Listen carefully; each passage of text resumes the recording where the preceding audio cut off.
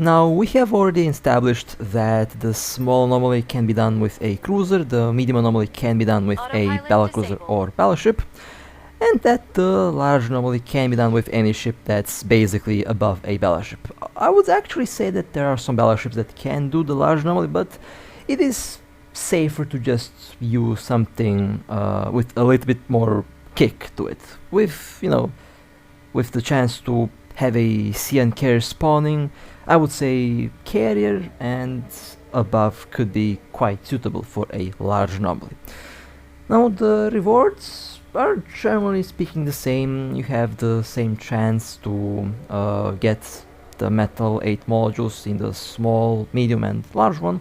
Of course, the large one does have a lot of ships, so I would say there's a good chance that it might drop there a bit more often, but from my personal experience, I have seen most of the metal 8 modules drop from the medium anomaly, and I have seen some drop from the small one, so I would say the chances are somewhat the same.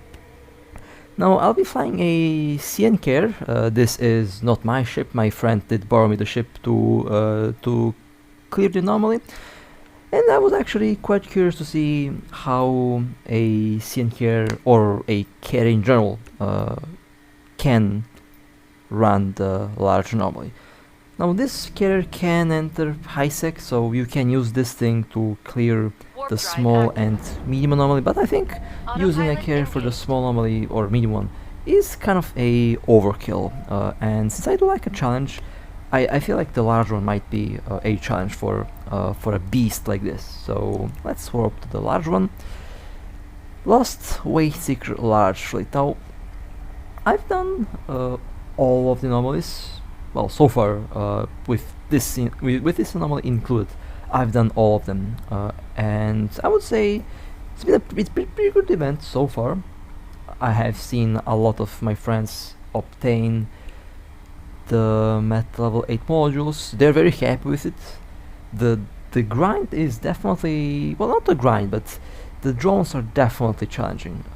So far, a much more, I would say, a much more difficult event than the Halloween one, since back then on the Halloween event, I don't really remember the enemy ships being this dangerous, but these drones do mean business, and if you're not careful, it's very easy to lose your ship. Now, I'm going to be using a trick that I've learned. Basically, you can use the carrier from 300 plus kilometers, since at that distance the enemy ships are not going to aggro you. Warp drive active. Now I actually thought that I might get tackled here, because the elite ships here, the ships that glow red, the so-called priority targets, they usually do carry web scramblers points, and I thought that I'd be pointed here, but it looks like this one only had a web installed. So I managed to warp, I managed to get to my optimal range, and now I can start opening fire. Now this is a tactic that players use to basically solo capital anomalies. You can use this tactic to solo the laboratory missions as well. The most important thing is that you need to have a lot of range. Now a carrier works really well with this tactic because you get a default 500 kilometer fighter control range. You can actually enhance it, but 500 kilometers is already more than enough. There are some battleships with some very good skills and implants that can also do something similar, but a little bit closer. My Macariel can hit up to 250 kilometers max. Now, a battleship can theoretically solve this, because the large anomaly is in most cases very similar to the medium one. The big difference is the amount of ships that will spawn, and a big difference is that the large anomaly has a chance to spawn a carrier, and that carrier can mean business. The fighters do a lot of damage. The carrier itself has a good tank, and they do have some very nasty weapons besides the fighters, because the carrier that can spawn is a CN carrier. So a drone CN carrier, you can only imagine how nasty that thing is. It can be quite the challenge to kill with a battleship. But if it doesn't spawn, then given enough time, a long-range kite battleship should be easily solving these anomalies. Now, here you see that I'm not doing much damage to that frigate, and the reason for that is that these things have really good shield resistance, and it seems like they're also using reactive shield hardeners. Now, the damage will definitely be best improved on armor, since the vast majority of drones are primarily shield tanks, but don't do the same mistake I did, and don't use only one type of drones, because a reactive hardener is going to make my DPS practically nearly useless against these ships. Now, one special attribute for drones is that they don't have a lot of hit points, but they have really good resistances, which does make them tanky, but the overall amount of hit points that they have isn't that big. Now, I would say I have decent skills with the CNK. I have about 10,000 DPS with this thing. I should have about 10,000, 11,000 DPS, around that number. Depending on the build that I have on this ship, but this is not my ship, so I can't really change the build much. I decided to use the ship the way I get it, so that I don't want to make my boss angry. So let's not change the build on the ship. Have to return it in one piece, and also have to return it with the same build that it came with. So that's just something that's I have to do out of respect, since it's definitely not easy to just give your carrier to someone to clear a anomaly with it, especially a carrier that costs like 500 billion. I mean, the price, the IP cost on this thing is insane. I think I might show the IP cost on this ship later on in this video. But so far, my DPS, my damage application is going to be improved on armor, and as you can see, the armor damage that these things can do is good. Definitely will go through a lot of the issue. Now, as you can see, the drone ships do have logis. They also do have I think they also technically have a guardian, which does increase their overall shield resistance, but they do have logis, and if you find yourself not being able to go through the tank, I would say try to find the logis and kill the logis. And the logis have they definitely go down faster than the normal ship.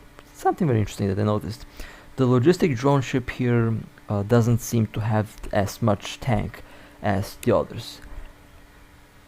And I also noticed that the logi drone ships don't repair other logi drone ships, which is very interesting. It's one trick that you can use in order to just go through their tank and basically kill them as quickly as possible. Now, I am about 300 kilometers away, 331 kilometers away, so I'll just approach a little bit. I definitely don't want to go above 500, because that's the maximum fighter control range. You can extend that by, I think, 150 kilometers if you change the rigs a little bit. And this is where integrations would definitely come in handy, since you can, if you like, I mean, it would kind of be...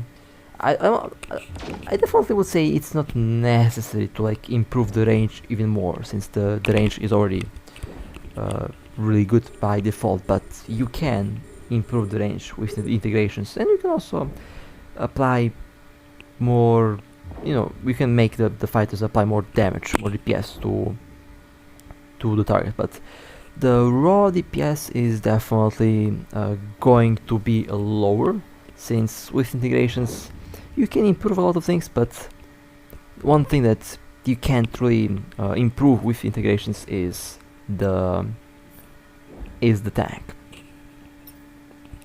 So that's one thing to keep in mind while building the ship.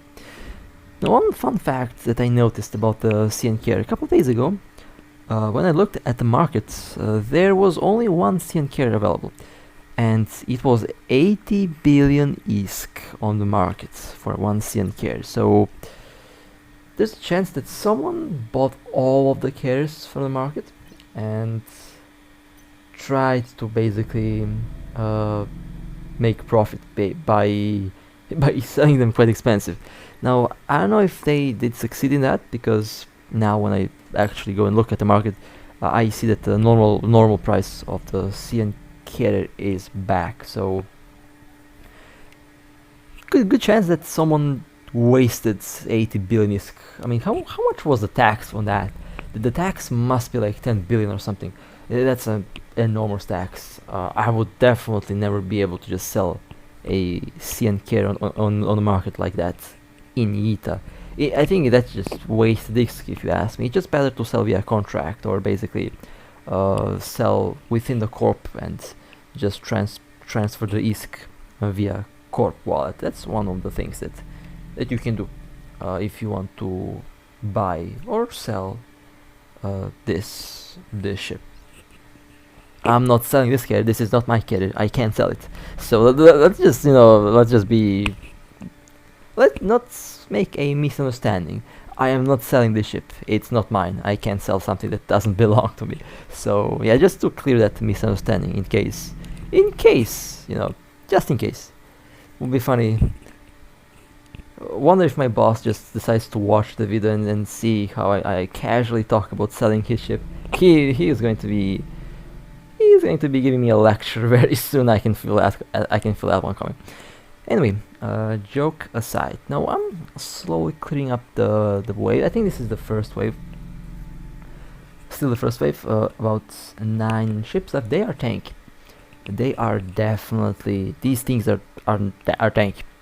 Now, back when I was flying the Macariel during the medium solar run, I actually noticed something very odd in the drone behavior. Now, usually when you're running a capital anomaly and when you park the ship at 300 kilometers like this, and the enemy ships, the NPC ships from the anomaly turn off their tank.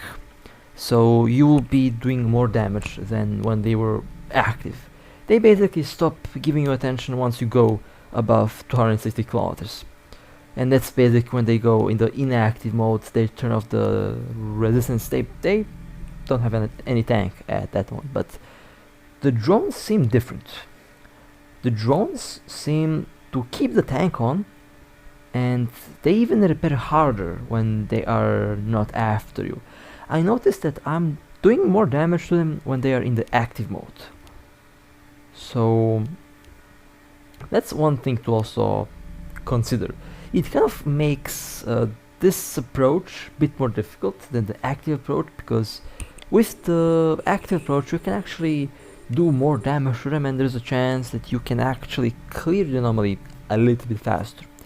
With this approach, I am far away, but they are repairing a insane amount of shield. So it makes clearing difficult, but you are not in a direct threat of losing the ship since they are not chasing you. I don't know if they added that recently. I have no idea if that is something new.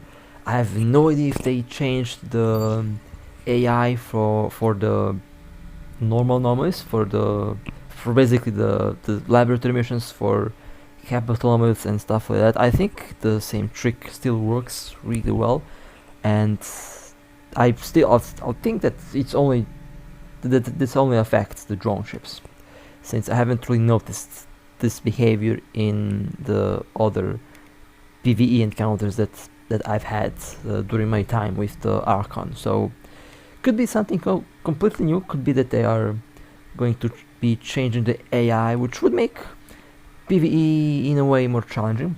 Although I say challenging, but you can still do the same trick, but it just takes a little bit longer because they repair much faster, which is kind of funny. but we will see what will happen with that. I'll definitely be trying out the other anomalies to see if there is any difference.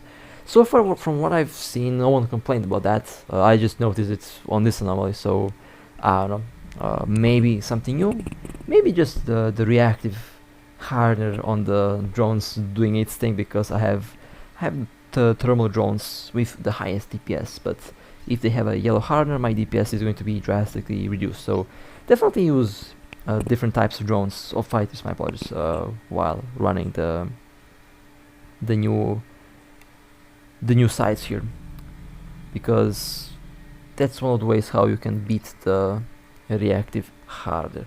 Now the CN carrier can fit large weapons, capital weapons, or even large weapons in the high slots, so you can, you know, add a capital weapon there, which could technically reach over 300 kilometers, and you can use that to shoot the battleships with. Since at this range you don't really need to have a lot of tracking, you will be able to hit them just fine. But I'm not saying to build the CN carrier for turrets. It's definitely a carrier, and as a carrier, your DPS is mostly coming from the fighters. So yeah, primary DPS, like 99%, goes to the fighters. Don't build a CN carrier for turrets.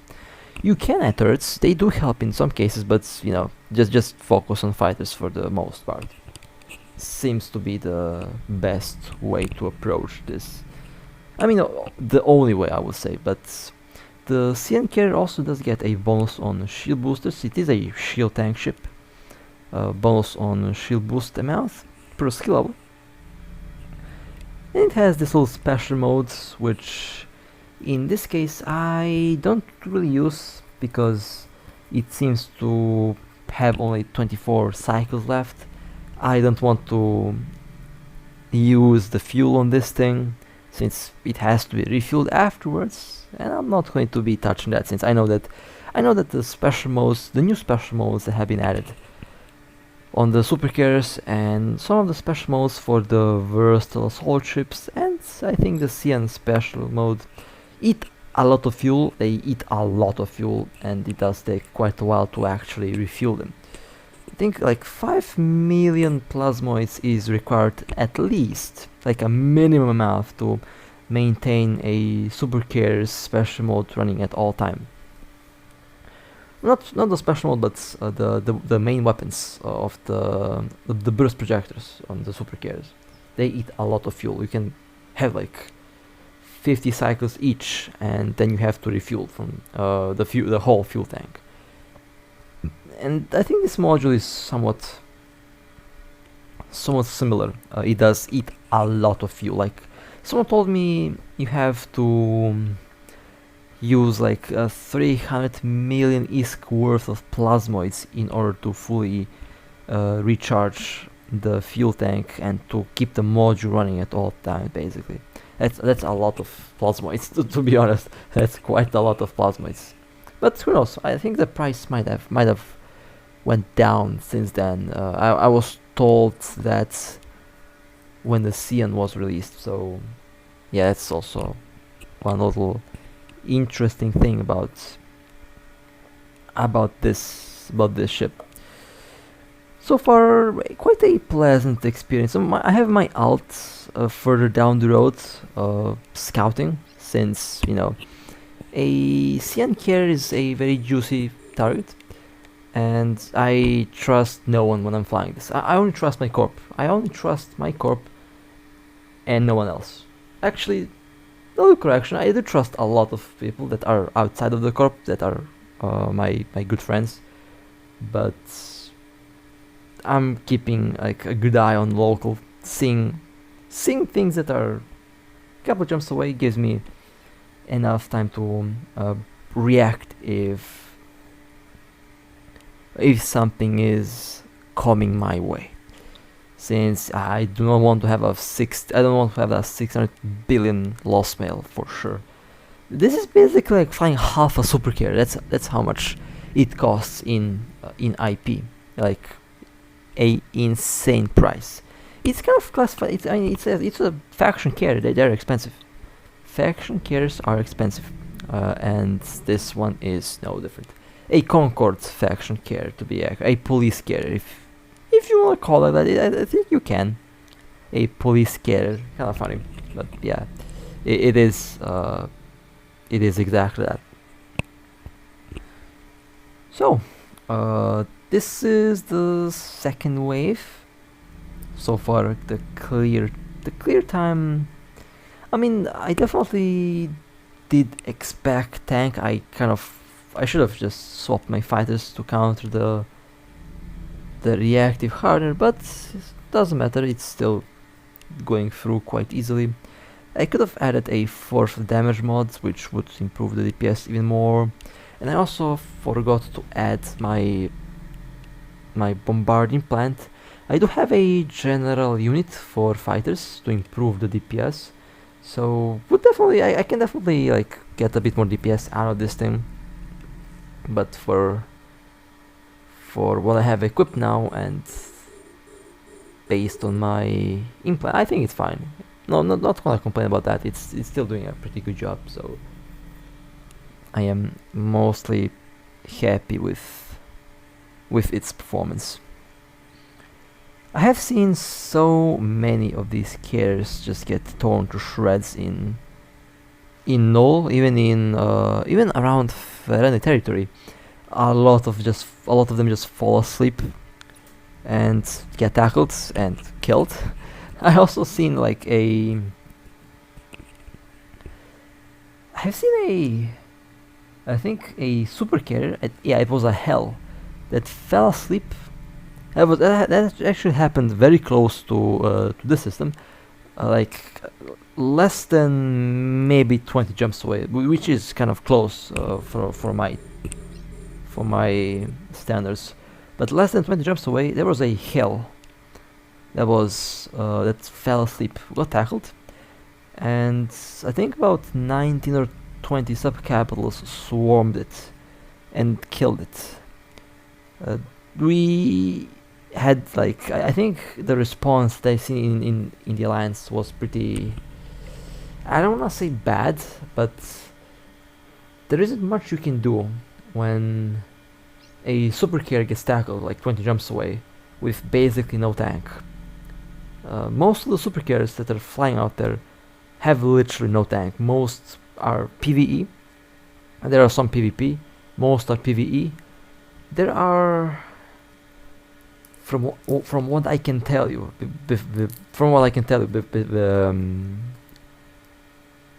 definitely don't want to like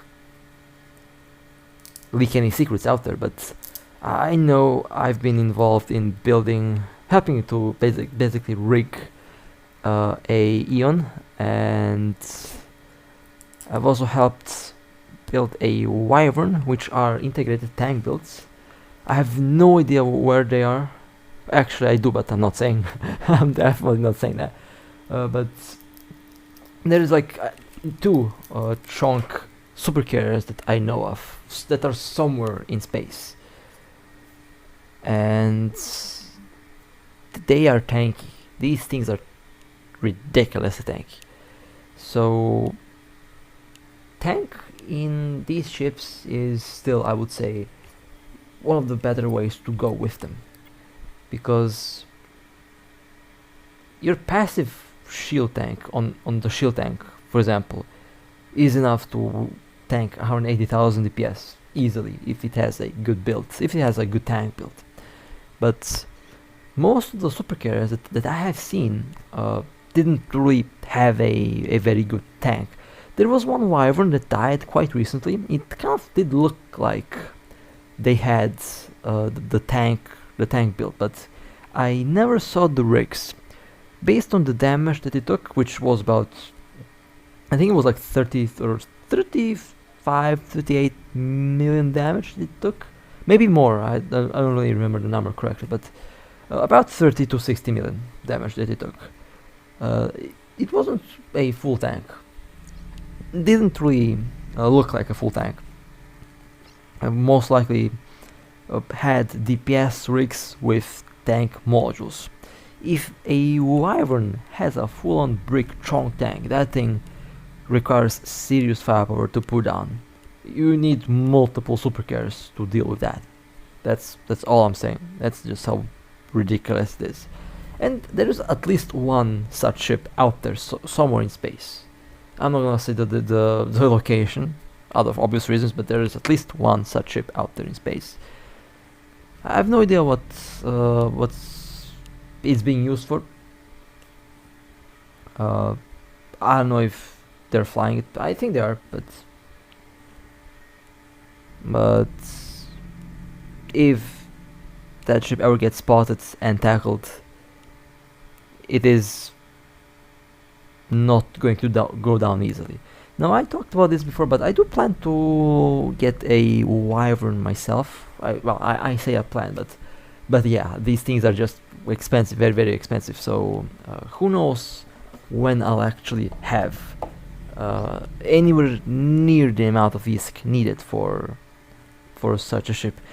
The fun thing is, there's a good chance that by the time I have enough ISK for a super capital, that Titans are released. So if I have to choose between a supercar and a Titan, I think I'm getting the Titan. I think I'm getting an avatar. So that's just how expensive these things are. And based on I mean, I'm making some good ISK. I really cannot complain about the ISK that I'm making. Very happy with that result so far. Been a very good decision to move here. Now, are we making more ISK now than back in Syndicates? That's a very tough thing to say, because I think now we are definitely making a lot more. I mean, back then we literally, like, it was literally like hunting, like in the good old days when humans were hunting to survive. That's basically what we were doing in Syndicate. Hunting, camping, and the only source of income were ships were the drops from the ships that we kill. I have to say that is still very exciting to do. It's very fun, and it kind of gives you a whole different view on the game, and kind of does change the way you see the game. Since if you can't get any ISK, you have no Omega, and well, you can't basically play. So always kind of a life and death situation for us, which again does lead us back to the good old days when humans were actually hunting to survive, hunting, gathering, things like that. So that's what it felt like. Felt like we played to survive. Was kind of fun and interesting in a way, since it literally, like, our ships, like our Omega, everything depended on what we catch. I kind of still rely on that a little bit. When I say a little bit, I still do PvP. I don't camp as much as I used to, but I still do shoot down ships, and a lot of my ISK does still come from shooting down ships. But if I, let's say, have a bad week, and if I can't catch anything, I can just go to the soft space and just go do PvE, and just like that, ISK just comes into the pocket. So interesting how things go. That makes Eve, I would say, and it's honestly still the exact same feeling as on day one. The things that I love about the game haven't been changed. They have only been improved. So the fun factor is definitely there, and I kind of wish that more players can experience the same thing. I think more and more players are experiencing the same thing. So that makes me quite happy for that, because I know that in some cases making the I know I have days where I'm bored in the game. I have these days like everyone else, especially when I am quite overworked and basically get no sleep. You easily get burned out, and the thing is, you should definitely rest from the primary thing you do in the game. In this case, in my case here, the main thing I do is PvP, and I do get bored sometimes from that. I mean, I want to do a lot of other things besides just shoot down ships. So There's industry that I do. There is also exploration that I will do very soon as well. And then there is PvE, where I can just relax, you know, watch a show on the tablets while running the anomalies on the phone. You know, it works really well. It's a very relaxing experience. I say relaxing. You should not let your guard down, even if it's safe soft space, because all it takes is one interceptor to just ruin your day. So always, you know, keep an eye on the Alliance chat. Keep an eye on the alt, on the cameras, and you should be safe from like 99% of threats. A blue tackle is always a threat. Even in my case here, if I see a blue, I'm docking. I don't care. I mean, if I see an alliance mate come in, I'm docking. That's simple as that. Like, an alliance mate comes in the system, I'm out. Could be a blue tackle. Simple as that. So that's just how things go. Now, if it were one of my friends that I fly with, if they come in, I'd be chill with that. I know that they're, you know, good friends, and they're not going to do something like blue tackle. But definitely be careful from alliance mates, because I know every alliance in the game has spies, and all the spies are always looking to score a good catch. They might be flying through system to system scanning, since, you know, it's very easy to just take a ship, add a red scanner, and just scan the blue space. Blue tackles do that. They undock, roam around, they find patterns, they see when there is a juicy target doing PvE, they find time, they find when you're playing, how you're playing, they see if you're AFK or not AFK, and they organize. They gather a fleet, a good fleet, usually ships with high DPS, yeet ships that are cheap to lose. They can also find a good time to sneak them in without anyone noticing. They can park them very close, actually. They can easily just park them 5 systems away from you without anyone noticing. Since, you know, there are systems that are usually empty, that don't have cameras. And when the PvE ship is out and when the time is right, the blue tackle goes in. Doesn't even have to be a blue tackle, like in the literal sense of blue tackle. They can just give you the warp in.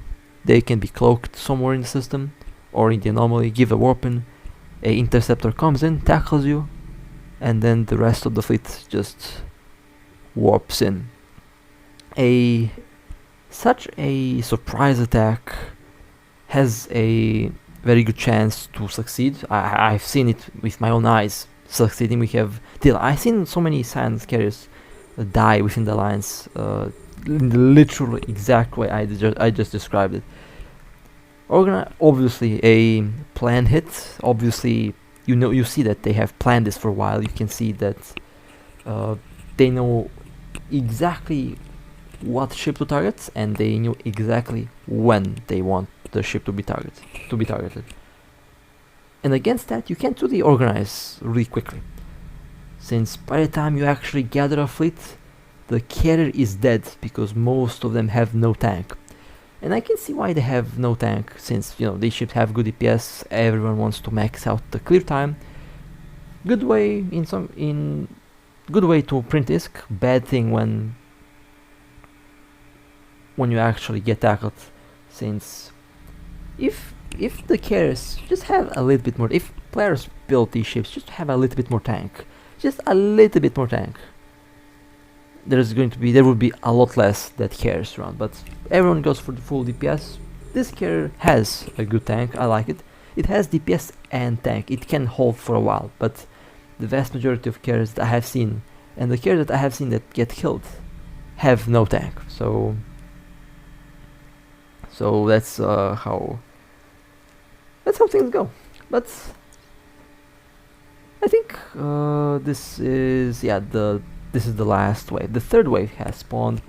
Unfortunately, the carrier, the CNC carrier, did not spawn. I was really hoping that it would spawn. Was very curious to see what the bounty. I think the bounty is like 24 million. It has a very good bounty, and it can also drop some very nice stuff. So, kind of disappointed that it did not spawn, but you know, it's fine. I'll just focus on the remaining ships here, and then I'll take the Astor and scoop up the wrecks. Maybe I get something good, maybe not. Most likely not. I just have no luck with these new modules. Just, you know how it is. My friends find Predators, Kremlers, you know, they find Metal Level 8 Dampeners, you know, things that cost a kidney. Meanwhile, I find scrap metal. That's just my luck. Honestly, it's fine though. Not a big deal. Definitely easily doable, obviously. No surprise there. Easily doable with a carrier solo. Can a battleship do this? If we follow the same idea that I did with the Macariel, if you have 150 kilometer range, like a minimum of 150 kilometer range, anything above that is just even better. Ideally, I would say a 200 kilometer range on a battleship should be just easily able to clear the anomaly. Of course, you have to target the loggy ships because they will be able to repair the fleet, so they have to die first. But a battleship with some very good range can run these anomalies. I would actually go as far as to say that a battlecruiser with the same range can theoretically do it, although the battlecruisers seem to, I think they might lack low slots for it, or in some cases even DPS. So for the large one, definitely a ship that's battleship but above battleship, so definitely battleship plus, as I like to say. Is it impossible to clear solo? Absolutely not. I mean, no anomaly is impossible to clear solo. Everything is soloable. I've cleared the small one, I've cleared the medium one. Well, actually, I don't remember if I recorded and uploaded clearing a medium one. I know last time when I did that, I just decided to dock because the interstellar would start to steal the wrecks, which kind of made me dock. Would be pointless to just clear and see your loot get stolen. But a medium one, if it spawns here, I'll definitely solo it because why not? But yeah, that was the large anomaly with the CN carrier. Honestly, it was pretty chill experience, pretty smooth, and quite relaxing. Now I'll go dock this thing before I crash it, and I'll just quickly scoop up the loot. So hope you guys enjoyed. That was a very kind of a relaxing video today, since it really is quite honestly one of the most relaxing experiences that I had the chance to feel in the game was flying the CyanSea. This thing is awesome, and I hope you guys enjoyed. If you want to support me, feel free to like and subscribe. And with that being said, stay safe, fly safe, and as always, I'll see you next time.